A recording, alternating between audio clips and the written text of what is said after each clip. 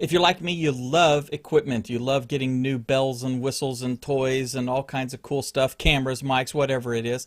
But, there's this thing called money, and it tends to get in the way, and it tends to prevent us from getting all the bells and whistles and stuff that we want to do. And sometimes we're left with some of our old standby stuff. Now, the question is, how do we use or keep in service something that is considered to be outdated or outmoded? Wisdom says that if it's still working, you can still use it. And so today we're going to talk about how to maximize and protect and make use of some of that good old equipment. If you're just joining us for the very first time, my name is Dave Curley, and I am trying to hit the button that's not working. There it is. And I am one of the church media creators, and next to me is the lovely and talented Curtis James, who is also a church media creator. How you doing, bud? Doing all right, man. Glad to be here. I am glad to be. You are looking a little more warm and fuzzy and cool, and I mean fuzzy in the good way, not like you're out of focus, but you're looking really good. You've done a little bit of upgrading in your little office studio there. Yeah, just added some lighting. Trying to Yeah. keep the viewers interested. Let's say. Yes. Yes, it's good. You're looking good. Okay, so you and I were talking about old equipment. We have a church, that we have a ton of old equipment, and over the last couple of years, we've done some cleaning out and we've done some repurposing of things. The first thing that comes to mind is when we redid the fellowship hall. We had a sound system in there, and we ended up kind of simplifying our sound system a little bit, but expanding our sound system in there at the same time. We repurposed some old like line array wedge type of monitors into like a really good coverage for that entire room.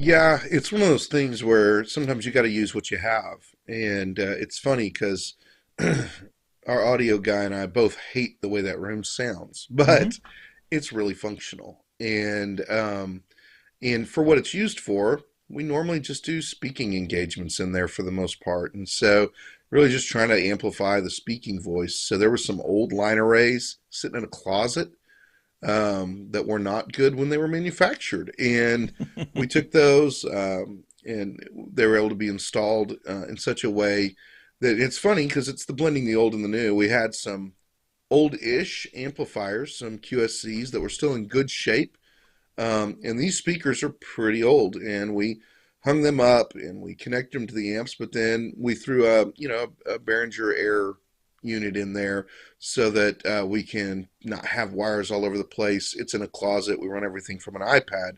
So it's a really good demonstration of the blend of the old and the new, buying something that was very reasonably priced to kind of give us our control surface that we needed, but at the same time using what we had so we're not spending more money because this stuff's expensive, and you guys know that because you face it every day. Yeah, and one of the things that I like about it is you and I know that that this was an old line array that was mediocre at best. Our space in our worship center is really not designed for use with a line array because of the kind of setup that we have. There's more problems than not, and being able to take the older equipment, set it up, use it, like you said, we use it for speaking more, just reinforcing the room. We don't do tons of worship in there or anything like that, but we may have ambient music going on, like during a dinner, during a luncheon or something like that, and everything works good, and we have saved a lot of money just by cleaning up, making sure the connections were good, testing things, making sure that everything was going to work, make sure the amps were cleaned, and as soon as we boot them up, they wouldn't start smoking and things like that. A little bit of TLC, and we've got something that's easily going to be serviceable for 5 years.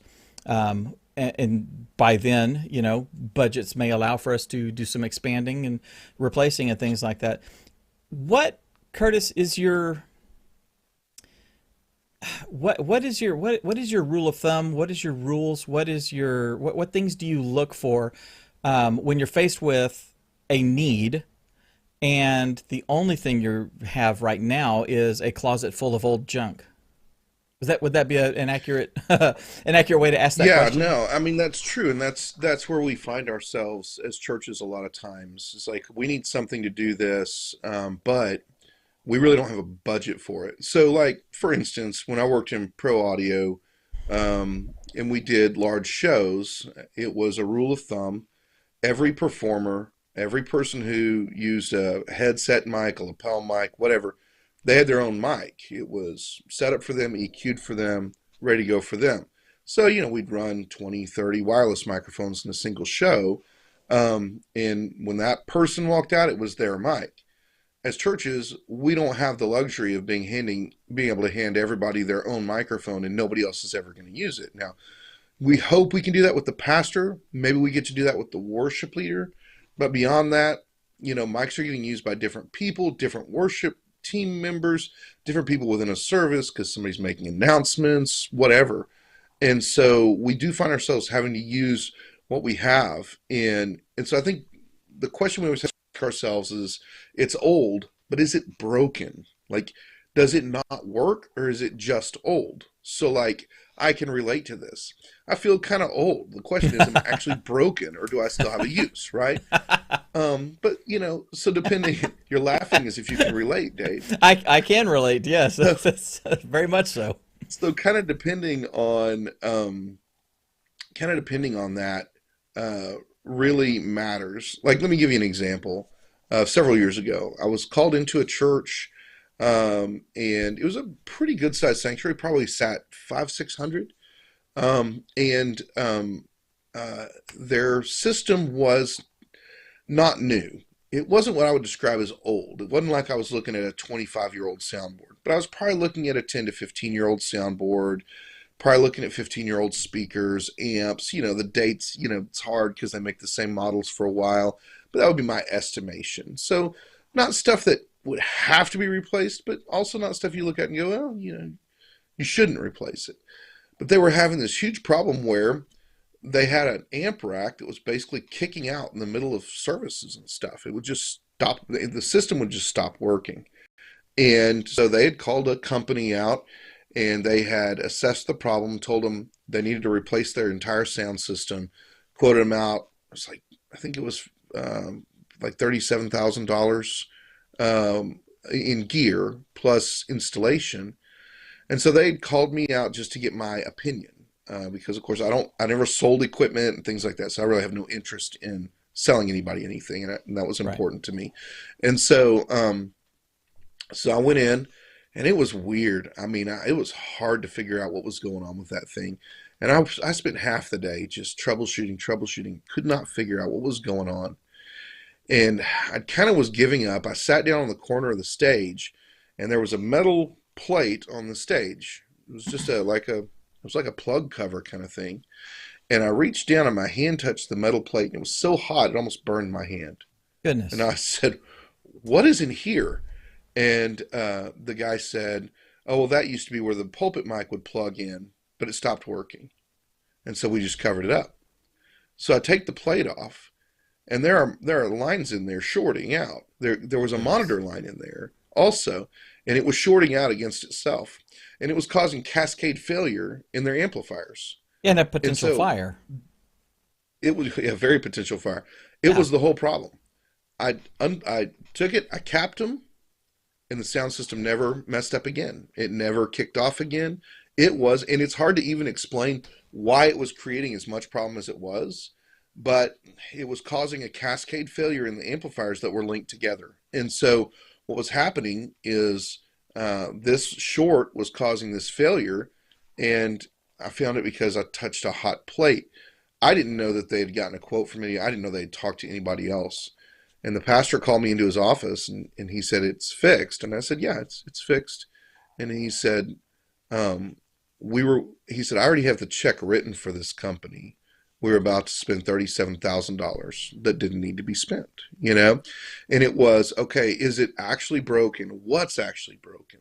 Like, even if even if their amp rack had been ruined by the short, possibly, it just meant they needed to replace their amps. They never needed to replace their soundboard and a lot of their peripheral equipment that this other company was quoting out.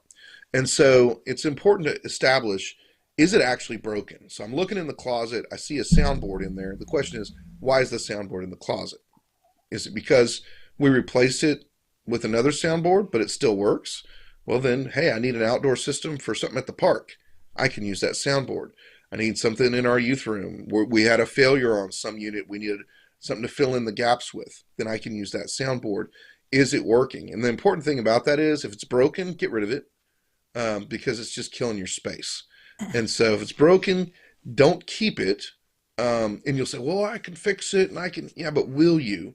A lot of times you just need to get rid of it.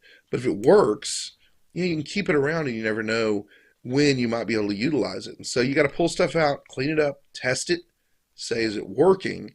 And then from there, you can piece together a lot of stuff that way. Yeah, and I think it's amazing that your example, $37,000 quote, we're going to, gut things, we're going to put in a whole bunch of new stuff and do all that. And there really wasn't a failure. There wasn't a problem. There wasn't a need to do that. It was a troubleshooting that should have happened at some point. Somebody should have thought to start, kind of working backwards and eventually would have come across it. You happened across it and you allowed them to continue using their existing stuff, for years down the road. And that all comes down to stewardship, right? You could have, working for the company, you could have said, "Oh, this is interesting. Now I know what the problem is," and gone back to the company and said, "Hey, we can be unscrupulous and we can pull this stuff out, sell them a whole bunch of new stuff, and then we can resell all this old stuff to someone else." And but that's not serving the people. That's not serving God. That's not serving the church or anything like that. It's just making sure that something is actually not broken. And when it comes to working with, say, video stuff, some of that same mentality can go a long way, Curtis. The we have to be streaming in 1080, or one of the biggest things besides doing this. I do television. We've got a streaming service, right? And so we buy equipment, we produce our shows, we do all this. I'm evaluating equipment all the time. I'm looking at cameras, I'm doing stuff, and constantly I'm seeing people say, oh, we got to get it. It's 4K. We got to, the new TriCasters will stream 4K, or they'll stream 8K. All this sort of stuff. And while all of that is wonderful, and if you're going to spend a ton of money buying stuff, it makes complete sense to future-proof yourself. But no one in reality is streaming in 4K. You can to YouTube, I believe. Facebook is still pulling in a mixture of 720s and 1080 streams. Yeah. The reality is that is so Insta's much. not for. Right. No, and the ability to be able to stream 4K, while we could do it, it takes so much overhead to do that. It takes so much extra bandwidth. And if you guys don't know, when it comes to bandwidth, your average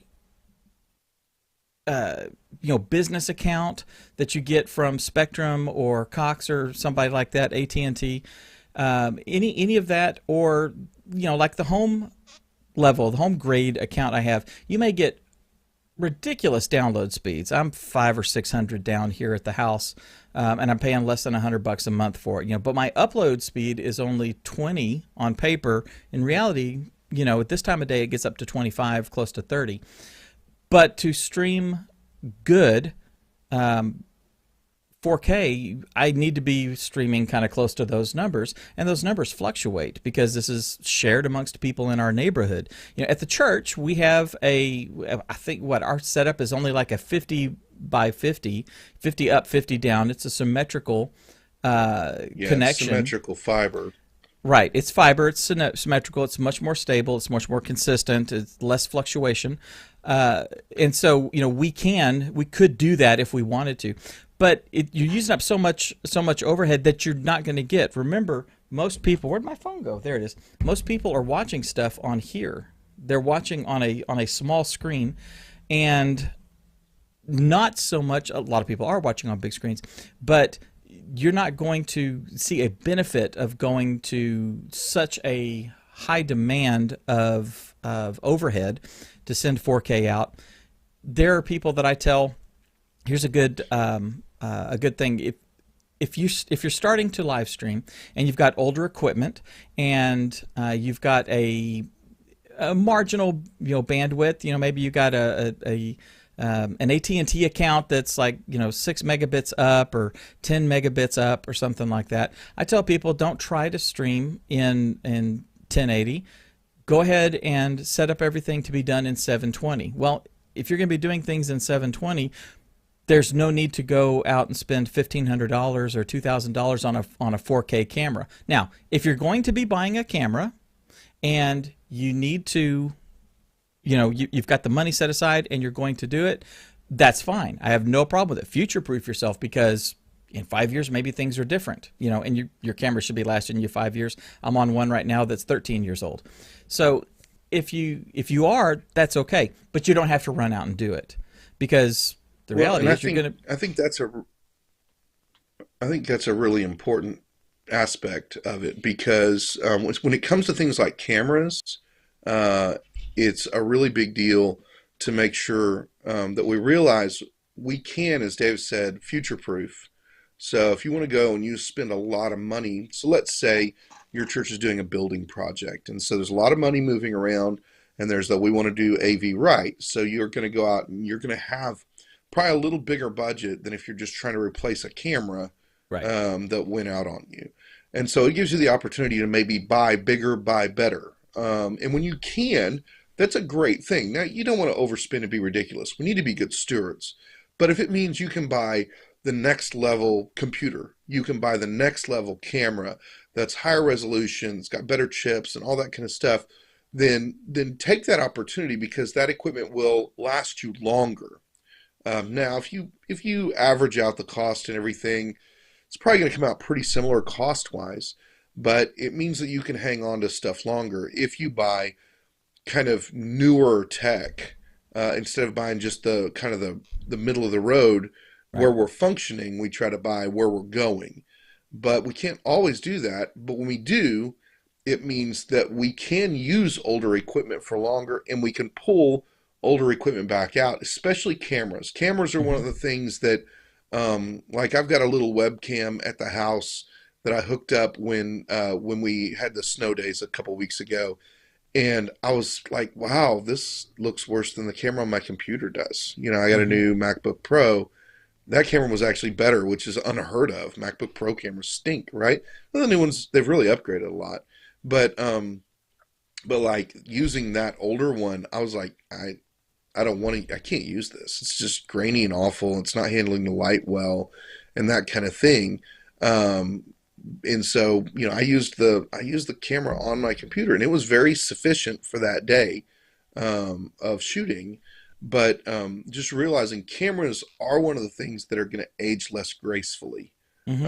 And so you want to make sure that you're never digital zooming on an old camera or something like that, because it will really cause you a lot of problems. Right.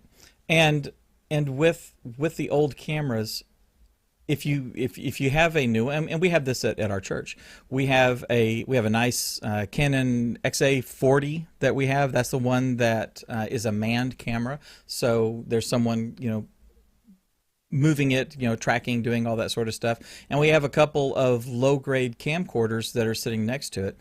One of them is like 15 years old, which is awesome.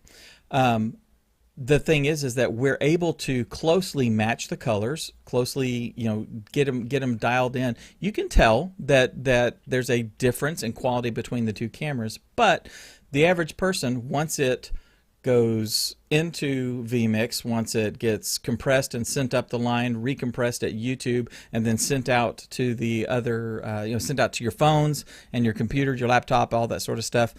There's enough stuff happening in between that the difference between the two is less drastic, and you can use that to your advantage. You can use to your advantage if you have one camera and you don't have a whole lot of bandwidth and you've got an older computer. Instead of trying to come up with right now and halting your progress, coming up with $4,000 to put into a couple of cameras, a new computer, and all this, you can continue your work. You can do your work if you do it smartly. Lower the stream resolution. Stream at 720 instead of 1080 on an i5 that has 8 gigs of RAM or 16 gigs of RAM. You're not going to be able to have multiple cameras coming in, but you can have that one camera come in, and you can do little tricks like in OBS. You can set up your shot where it's like a medium shot, and then you can set up let that be scene one where the shot is like a medium shot, and then take that exact same shot, duplicate it, and then scale it up so that it's a little bit more of a close-up or a medium close-up. So now you got the original unaltered shot, which is like the stage, and then you've got a medium shot of your pastor. It's all coming from the same camera, but you're using the software to enlarge it a little bit and effectively get two shots from one shot. That increases your visual interest. You're streaming at 720 instead of 1080, so the shot that you are zooming up is a little bit closer to, because it's down resolution, it's going to look okay. The original shot that's bigger is getting shrunken down, so it's going to look okay. The average person's not going to notice a difference, and you're going to maximize what you have. Little things like that. Now, Curtis, one of the things that we deal with, I deal with in the camera world, is that these cameras, especially if you're buying a consumer grade or a more value centric type of a camera, some of the connectors, like say an HDMI connector, well, hardly anything has a full-size HDMI connector anymore. They're either using mini or micro. And if you don't know, you got the full-size HDMI cable that we use on our TV from our Blu-ray player or our Roku box or whatever. And then you've got one that's kind of in between, that's maybe about a third as small. And then you've got one that is like micro, like a little USB-C sized or smaller type connector. And one of the things that I've seen over the years is that those connectors don't handle wear and tear well. Wisdom is if you can set things up and kind of set it and forget it. Kind of you get it set up, they're sitting on the tripods, they're locked off, they're in the booth or on the floor next to the booth or whatever, and everything's plugged in.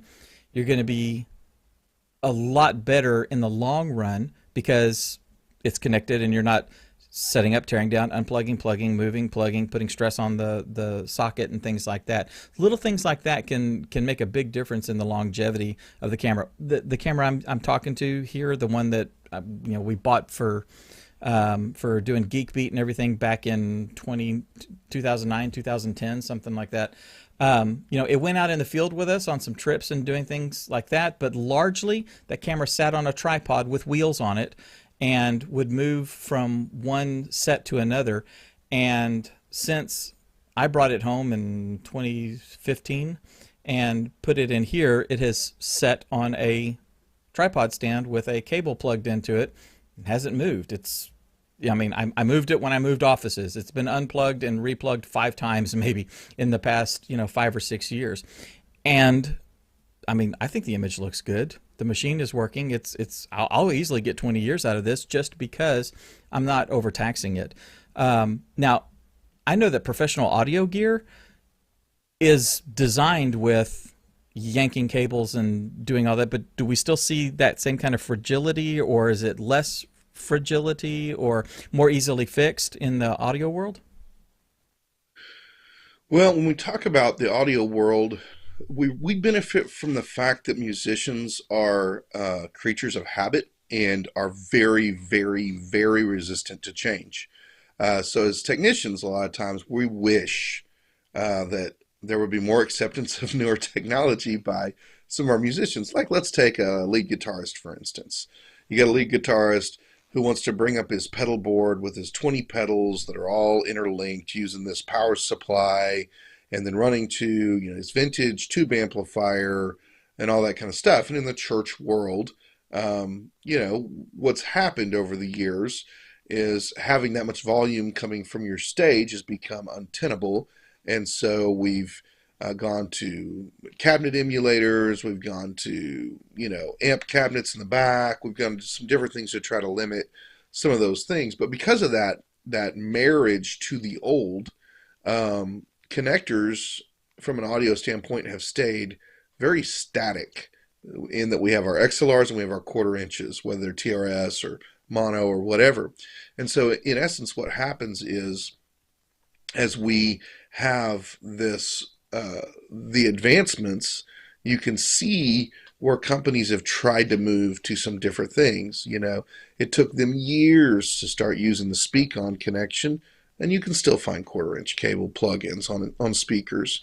And so we find that our cable connections don't change a lot. You're plugging your guitar in, it's probably got a quarter-inch plug. They make some guitars with XLRs, but what they find is they just don't sell very well because people want to go through pedal boards. They want to go through, preamps for their acoustic guitars and things like that. You go to your keyboards, even now, a lot of keyboards, quarter-inch outs, even though some of them have XLR as well. It's still common to use quarter-inch, the same one that we're using in 1950. And so a lot of times integrating older equipment is actually very feasible. The problem we run into with the durability is just considering like stage plugs and things like that. That's where things start getting broken. When somebody plugs a quarter-inch into a stage plug that's made to be a wall plug, and that quarter-inch just pokes up out of the ground, somebody's going to trip on it, somebody's going to step on it, they're going to break it off, it's going to break the jack. And so that's where you have to really keep an eye on those kinds of things. Anything you're plugging and unplugging regularly is going to have a much higher failure rate than things that are static. You're much less likely to short out a cable that sits still than one that's moved with a microphone or an instrument or things like that. Your jacks are more likely to stay in good shape if we aren't unplugging and replugging, aren't moving things around. But as far as like the biggest failures we have is probably Ethernet cables. As Yeah. we start talking about, the land snakes and the different ways we use like in-ears and things like that, Hmm. because Ethernet cables, those ends are just notorious for going bad on us. Right. And so we'll have failure with those all the time. But that's actually a newer equipment problem, not an older equipment problem. So what Hmm. you find is the ability to patch things around is much simpler because musicians have forced us to stay analog in a lot of ways. And that's why audio equipment in general ages better, more gracefully than a lot of our video equipment because audio still hasn't really gone digital. Think about it. We play a digital keyboard every week. We've been playing digital keyboards for 20 years every week on our stage, yet Hmm. we still don't use a digital connector. We Right. run out an analog out that then plugs into a digital converter that then converts it to Ethernet and takes it all the way to my board to a card if I'm running through that kind of a snake. So even we still are adapting digital technology to analog because of the kind of the nature of a musician. And so when it comes to the digital connections, they almost all have an analog brother or sister that you can interact with that allows you to integrate older equipment. Well, and repairing some of that, it's a little bit different, than a keyboard is a much more enclosed system, but you've got speaker cabinets, you've got the direct boxes, you've got the boxes that are built into the stage, you've got your cables, got mic cables, all that sort of stuff, all of that. I'm thinking about like your guitar, you've got pickups on your guitar that you can change out. You've got even the quarter-inch jack on your your guitar can be unscrewed if it gets damaged. Can be unscrewed. The wires can be cut. They can be resoldered. Things can be put back in. It can be a fresh one can be put in. You're not scrapping the entire guitar. You're just fixing this one little thing. When it comes to video, it's a lot less, much more of an enclosed system. Even if you're buying, high-end cameras, you don't have that ability as easily, right? You can, if you know what you're doing, you can open it up, replace a jack, resolder, do things like that. But most of us are not buying super high-end video equipment. And so the benefit is, like you said, our audio equipment can last a whole lot longer because it's much more repairable. I mean, I remember when soundboards, you could replace a fader strip, or the entire strip that has the EQ and the maybe the compressor and the knobs and all that sort of stuff. You could get down and replace bits and pieces of that or a chunk of that, and on an Allen and Heath board or something that you paid $6,000 for, and not have to spend another $6,000 or $20,000 on a new board or something like that. With cameras, the more modular your camera is, if you're using mirrorless cameras, if you're using digital SLR cameras, if you're using like the Blackmagic Studio series, you've got, you can replace a lens if it drops, or put a better lens on, increase the functionality of your camera. But like with camcorders, you can't do that. You may be able to put on a telephoto extender so that you can get more range out of your optical zoom. Don't ever do digital. But sometimes it's you do have to go for an upgrade because a little thing gets broken. So just be aware of that. Be aware that just because something's old doesn't mean that it's lost its usefulness. Doesn't mean that it can't be used in conjunction with newer things, if you have some of the considerations. And when it comes to the audio equipment, you're definitely much more flexible, I would say. Just for the sheer lack of visual acuity that's necessary when it comes to audio, right? I mean, you have to be an audiophile to really tell that something is janky. With visuals, it's so much easier to see. But wisdom and shrewdness, and the ability to, or the desire to be a good steward like that, I think pays off so much better in audio than it does with video. Yeah, and I think what we're talking about really is a stewardship issue. Right. And as audio and video technicians, we normally do what we do because we love the technology. We enjoy interacting with the technology, figuring out how we can utilize it in our churches, how we can use it for ministry to benefit people. Most everybody watching this that's engaged in your church, you're a volunteer. You're not paid by your church to do this.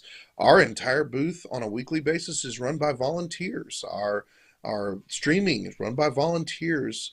And so when we look at it, we have to understand, the ministry side of it and the responsibility that we have to our church. And that is making sure that we're spending money where it's in the best interest of the church, not where it's like, oh, I saw this really cool thing I could do, and so like, oh, I don't want to use this old janky piece of equipment because it's old and it's janky. Well, I understand. I've been there. Matter of fact, we just had the conversation about our fellowship hall.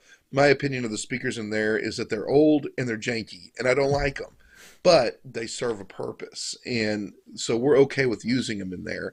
And so we have to be able to balance that out and say, okay, how can we be good stewards of, one, the equipment God's already provided to us, and two, with the money that we may have at our disposal to try to upgrade something, and then realizing there's some things that do have to be upgraded more frequently, and there's some things that don't, and we just have to be responsible about how we manage that and how we walk that road.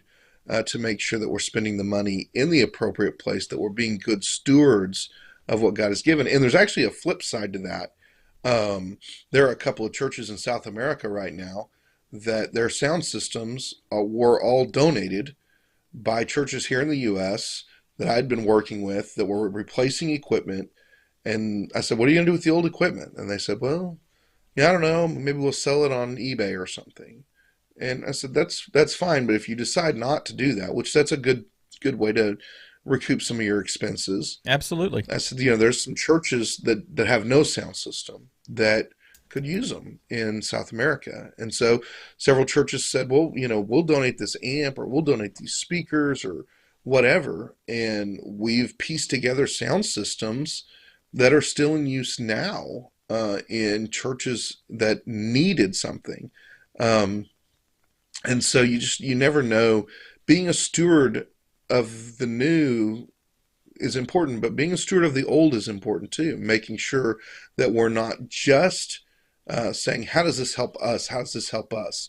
And what I saw is churches that were going to spend maybe $8,000 on their audio equipment that they were replacing, and they were going to be able to sell what they had for say $400, which is fine. That's $400 is a lot of money, but if you're investing $8,000, you're talking about 5%. And my thought is, you know, it's only worth $400 to you, but to this church down in South America, it's worth a fortune It's priceless. that they don't have. And so I think being a good steward also has to do with not just saying, "What can I get out of this for us?" Being a good steward is never about just for us, right? And so the question needs to be asked, is there a way I could help somebody else with this as well? If we have old equipment that's not broken, but we're not going to use, and that also goes along with just sticking it in a closet for 25 years and then throwing it away. Right. If you're not going to use it, if you have no use for it at all, then maybe somebody else could. Maybe there's a church start somewhere, or maybe there's a church in another country that someone's going on a mission trip to that could use that. And so it's part of stewardship right there. It's very important. It's extremely important. You have to do the Marie Kondo thing where you take out the old equipment and stuff, and then does it give you joy? If it doesn't give you joy, then go ahead and get rid of it. Don't stick it in the closet. Um, I was looking Yeah. at our notes. One of the things that you said, you had a few really good kind of rapid fire little statements in there. Starting off with when it comes to like microphones, you said EQ is your friend. You want to elaborate on that? Yeah. So I'm going to dig something out of my bag over here. I didn't Nice. plan this, but I know it's in here somewhere. I can This is, feel this it. is Ah, live there it TV, is. folks. All right. Doesn't get better than Look this. at this live TV. Do you see this? Look at this. Look at this bad boy. Look at close up. Look how banged up this microphone is. That is Hmm. a terrible microphone. This is an SM58 that I bought when I was 14 years old, and it was used then, probably good 10 years old at least, which we won't do the math, but it means it's a really, really old microphone, right? And then I have somewhere around here, there he is. I have this microphone. Look at him. He looks nice. Look how pretty he is. Look how round that is, and look how not round this is, right? And this is an SM58, and this is an SM58. This one's about 8 years old. This one's about 40 years old. Okay, Hmm. and I can plug them in and I can use them. Now, will they sound exactly the same? They actually won't, okay, because the diaphragm on this mic is much older and it's been used much more. And so this one's not as responsive as this one. You will actually be able to tell a difference between listening to these two microphones, but it's pretty minimal. And they're the same electronics. They haven't changed these microphones. They're the same mic. $99 or $95. You find it on sale for $85 or whatever. If you need a microphone and you're not sure, you don't have much budget, it's a wired mic, this is the mic for you because in 40 years you're still going to be able to use it. And it's still the most common microphone on the stage across the world. All right. And it's that way because it's built well, it lasts well, but also because it sounds good. But what it means, this aging microphone doesn't have quite as much high end clarity. And so I use my EQ on my channel. I probably have a high, mid, low. I may have a mid sweep. If I'm digital, then I'm going to have a lot more fine tuning control and things like that as far as attenuation goes. And And I can go and I can just clarify things a little bit on the high end. I can back that mid range down some, especially the that upper mid range just gets that really sounds like you're in the bottom of a can, sound. And then I could boost the low end just a little bit depending on what's going on. Can create and contour the sound to what I want it to. And I can do that with any kind of mic. If I'm using an old lapel mic on my Pastor, God bless you, my child. I'm sorry, but we still have to do it, right? And so if I'm using that, then I'm going to have a real tinny thin sound. All right. Those high mids are going to be brutal. I've got to dial those back. Can't put too much high frequency in because it's going to feed back on me if I do. But without it, I can't hear any of their consonants. And just for you to know, that's where clarity comes from. If you've ever been in a choir with a big orchestra, they tell you have to do consonants at twice the intensity of what you're singing because they need to hear the words. Otherwise, it's just gobbledygook. And so that's the official technical term, by the way, gobbledygook. And so what that means, though, for us is we want to use the EQ to contour an older or not as good microphone to make it kind of pop in our system a little bit better and make sure we have clarity in it without creating unnecessary feedback and things like that. And so you can do that with older equipment in general. If you have an older guitar, you would say, like acoustic guitar, you would say, well, older acoustic guitars are great. I completely agree. But if it has electronics that are 15 to 20 years old in it, the technology's come a long way. So you're going to find something that's a little honky in the mid-range. You're going to need to go in there, try to EQ that out a little bit. So it's your friend when you're dealing with some older equipment. You also have low cuts and high cuts, which are great if you're getting extra air noise off of it, or even like a 60 cycle hum or something like that. You can cut that with your low cuts and really get control of those things, and so that you can still use the equipment even if it's not behaving, like a new piece of equipment. Well, and when you take a look at a 40-year-old mic and you've got a 10-year-old mic doing this, the EQing and stuff lets you closer match those two, right? Compensate for the shortcomings and dial back some of the over perfection maybe in a newer piece of equipment so that the two can work side by side and serve the person that's using it well.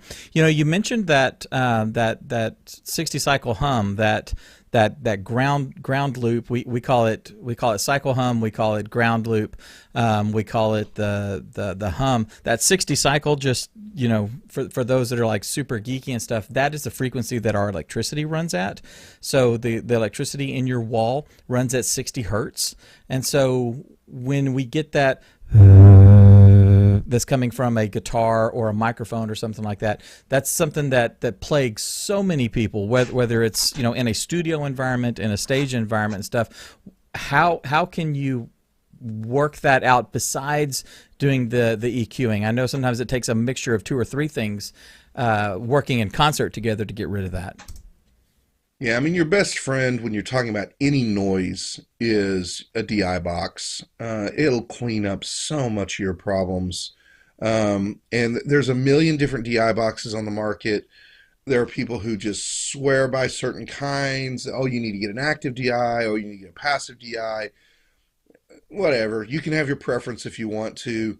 When it comes down to it, what you want is you want to make sure the DI has a ground loop lift switch. Okay, you want a ground lift switch because if you're getting a ground loop, 60 cycle hum, something happening along those ways, you can flip that switch and it just tunes it right out for you. And that is so beneficial.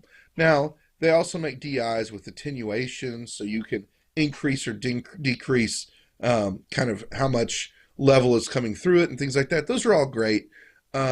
I'm an advocate for less on my DIs as to more because I want my DI to do its job and I want other equipment to do its job. If you're talking about attenuation, that's why I have gain on my board. I'd rather just handle it there. You know what I mean? And Mm-hmm. so as you navigate that, but that a DI box is going to be a box that has an XLR in and has a 1/4 inch out. You can find them with RCA outs, eighth inch outs, all kinds of different ways. The standard thing is we think of it, it's what we plug our acoustic guitar through on its way to the board. What we plug our keyboard in, if it's a quarter-inch plug, that kind of thing. But even if your equipment's newer and it's got an XLR plug in it, you can still pick up that ground loop. So you ever have that hum, whatever the equipment is, put a DI box in the line. I do recommend when you buy a DI that you buy two-way DIs, not one-way DIs. Okay, a two-way DI means you can come in XLR and out quarter inch, or you can come in quarter inch out XLR. There are DIs that only do one way or the other, which is a little limiting. And so a DI sometimes just naturally eliminates a hum for you, even if you don't flip the ground lift on it. And so, but you'll find that will be helpful to do that. And you also have features on your board and things like that where you can low cut. You may have a feature on your board. If it's digital, you probably have a notch filter, which allows you to notch out a specific frequency and say, we're done with you, you're gone, just you. Everything else is good to go. So if you have a specific frequency that's humming, you can isolate that a lot of times through viewing your live monitoring ability to say, oh, here's where this peaks at. So that's the frequency. It's 60 cycles. I need to go in and say, okay, here we go. I'm going to notch you out, and everything else gets to stay in the mix. And then you just kill the hum, and only what is coming in on that exact frequency, which is not going to mess you up too bad, especially in that range. And so, yeah, those are different ways. There's also hum eliminators. You see a lot of those in use in audio, video, like streaming and production, where you can buy something that's specifically designed to eliminate some sort of hum. It's operating on a real similar principle. The more control you have, like through a notch filter or something, the more success you'll have. But it also takes more time and expertise, whereas a ground lift switch, you go flip and it goes away. It's like magic. It's amazing. Yeah. So one thing, just for everybody, if you don't know this, you'll get this whether it's in video, whether it's in audio. We talked about the 60 hertz that AC power runs on. Even DC power can cause a hum, cause some interference and stuff. And the rule of thumb when it comes to trying to eliminate that right off the bat, the very first thing that you should ever look at before you start ripping out cables and replacing cables and doing things like that is make sure that your audio cable is not anywhere near your power cables. Okay, so I've got two pins here. So if I've got them both sitting down here and they're coming off of my pedal board, and then this is plugged in there, I've got a power strip sitting right there that I've got 2 or 3 things plugged into, and then I've got my microphone cable or my quarter-inch cable that's running right next to it and stuff. Good chances are you're going to be picking up some of that interference and some of that stuff. Doing this can eliminate it. Sometimes you don't have to have a direct box. You don't have to have, a lifter or anything like that. It could just simply be doing that. If you have to, if these two have to exist in close proximity together, anytime they come together, if you can set them where they cross each other perpendicular, the only point that interference is going to be happening is at it'll be minimized at that little T junction right there. So just keep that in mind. Cable management, something as simple as that. I mean, Curtis, I have had times literally when I'm dealing with something like that and I can hear it in the system and I just start moving the audio cable over and it just goes away. It's not like an on-off thing. It's like it's really intense. The intensity goes away, and that's all it is. So something as simple as that can save you time, frustration, money. I got to run to Guitar Center and buy a whole bunch of new cables. This cable's gone bad. I've replaced 9 cables. It's still happening. All that sort. Something really simple like that can fix it. Yeah, and I think when we talk about integrating old equipment, a lot of times we ignore the electrical in our buildings. Right. So the electrical in your building is as old as your building. So yes. like our sanctuary was built in the 60s, I believe. And so our wiring is, over 50 years old. And what that means for us is the way they wired things is different. The way plugs types of were wires, used, all that kind of types stuff. of insulators. I mean, most of the time our buildings don't actually have a good ground. Like, Right. I couldn't tell you how many churches I've been to that have been having problems, and they literally, their building isn't grounded right. Their whole electrical system isn't grounded right. And it's as easy as driving a ground rod and all that kind of stuff. I get that. But then is the cabling in the building really capable of it, And so as you walk through those things, you do have to realize that even if you have all new equipment, you're interacting with old electricity, with an old wiring diagram and old way of doing those things, and it can cause problems. What if the polarity is switched on one of the plugs? What if they wired it wrong? And you say, well, it wouldn't work. Yeah, it does. It's called alternating current. And so it just needs the two. It doesn't matter which one it's getting it from, but to a lot of technical equipment, it matters a lot. Hmm. And your equipment's going to be really picky about that. And so you have to be careful and you have to acknowledge sometimes your power isn't clean. And that's a major problem in churches. Hmm. Major Hmm. problem. Hmm. And so realize your new equipment is always interacting with something older, probably, because you're dealing with an old electrical grid, basically, that you don't really know what all's going on and how other things are connected. How many plugs are connected in your sound booth to one circuit? Right. Who knows? A lot of churches have added those over time so that you can have a little bit of isolation and things like that. But for a lot of churches, your soundboard's plugged in the same power supply as the foyer lights are. And Hmm. and so as they turn on and off the foyer lights, it can make a pop Kink, in your tink, system. pop. And so you just have to be aware that there's some older stuff that you're going to be interacting with, even with new equipment. So you had a note in here that said when it comes to keyboards to stick with two or three decent patches. What did you mean by that? I mean, like less. Yeah. Yeah. So when we deal with older equipment, Hmm. from an audio standpoint, like say you're dealing with an older guitar, we talk about you might EQ that a little differently. Right. If you're dealing with an old electric guitar, uh, it's just like the new electric guitars. They want them wired exactly the same. But keys are different because you're dealing with digital technology. And so what we have there is we have patches and samples and all this kind of stuff.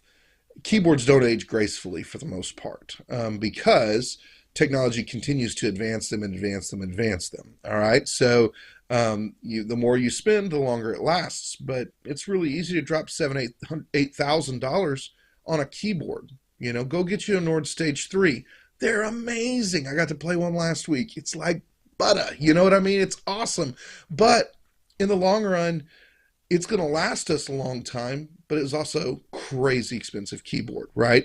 It's the industry standard, and it's a great board. And if you can get one, get one. It's worth it. It's definitely worth it. But as your keyboard ages, then those patches age, and things that we accepted at one point, we don't accept anymore. And so it's really important to find a handful of patches, really three, on your board that are really good. And you can find it on almost any board. You can find three good patches on a Casio. You really can, almost always. What you need is one good piano sound, one good electric piano sound, and one good pad. Okay, when I say pad, I don't mean a saw pad. I don't mean something that goes wah wah. I mean something that just kind of fades in and fills sound, and then you can drop it out. And you want those three things, and then don't use strings, don't use strings, don't use strings. If you don't have a really high quality board, your strings sound like they're not strings. Don't use trumpets and horns. They don't sound like trumpets and horns because we're not playing them like they're trumpets and horns. Okay, so make sure that you really, if you have an older board, go through all the patches and say, this one sounds nice, this one sounds nice. And then talk with your instrumentalists, hey, can we stay with these three patches? Because our system just doesn't do well with the others. It just doesn't come out in the room really well that way. And it gives us a way to use an older board, but still use it effectively. So one of the things that I've seen is um, because we are in a volunteer type situation where people are coming in and a lot of people don't have adequate training, they don't have adequate time using the hardware. They know to use it exactly like this.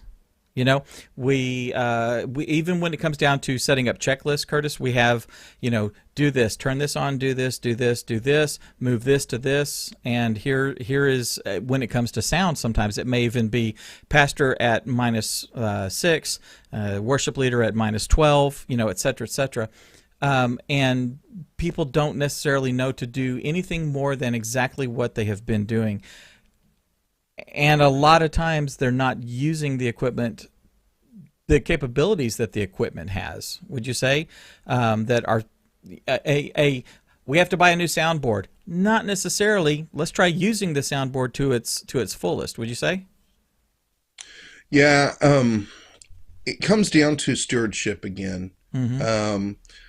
Your soundboard, if you say you have an analog board, say you're running an analog board, which a lot of churches are, Mm-hmm. say it's a 20-year-old analog board. You got a Mackie. All right. Okay. So you're running your Mackie board. It's a popular board. And you're running through your mono out and your mono output dies. So, okay, well, it's time to replace the soundboard. Well, it's 20, 25 years old. It is time to replace the soundboard, but only if you can afford it. It's not time to replace it if you can't afford it, because that Mackie board's got 8 other outputs. It's got a left output, a right output, a mono output. The mono's dead, but you still have a left-right output, a right output. You've got subgroup outputs. You've got auxiliary outputs. There's all kinds of ways to utilize other features in the board to continue using it while you can share the need with your church, and maybe you guys can try to put the money together to replace it. You can say, hey, and this is true about soundboards, there's usually a stage of failure that goes on. It doesn't just stop working. This one channel stops working. This one output stops working. And so then we use a different channel. We use a different output. But it means another one, something else is going to go out. It's going to fail over time, so you still need to replace it. But if you don't have the money, then your board is equipped with lots of inputs and lots of outputs. You can say, oh, well, the effects processor that's built into it doesn't work anymore. Okay, well, there's a couple of questions you can ask there. One, how big is your room? How necessary are these effects to what you're doing? But two, can I get my hands on some sort of external effects unit that I could hook up that's way better than what was built onto the board? And so being able to just kind of navigate through and say, what are essential things? The boards have a lot of redundancy built into them. And so it's okay to use those things. It's not irresponsible to say, well, my mono's out, so I'm going to move to the left channel as my mono. That's really a standard operation if your board has those setups. And so you would just run off your left channel. Don't ignore the fact that your board is maybe starting to fail. It's older. It's time to replace it. But it doesn't mean you have to stop using it. And so there's lots of different features like that on a board. And, if you're ever facing a problem, a great place is, in our group or something like that, is to post a question. And there's going to be a lot of people who are going to be able to help you navigate how do we adjust what we're doing to make this work, and instead of spending money that maybe we really don't have right now, but always preparing for what's next. Right. Right, and I think that's a good point there. By the way, Curtis did mention our group. That is churchmediahacks.com. That is a private Facebook group for people like you and me and Curtis, and those of us that are volunteers, those of us that are leads. We've got pastors in there. We've got everybody in there that has anything to do with the church media space. So if you want to go check it out, churchmediahacks.com. You got to answer a few questions and let me know that you're not a bot, and then either Curtis or I or one of our admins will let you in and you can join the conversation. If you've enjoyed this, if you've gotten anything good out of this, then please let us know. And you might like to take a look at, I'm doing it every time. I'm hitting it just right. This right here, go to this video. It's going to be awesome. We'll see you in the next stream.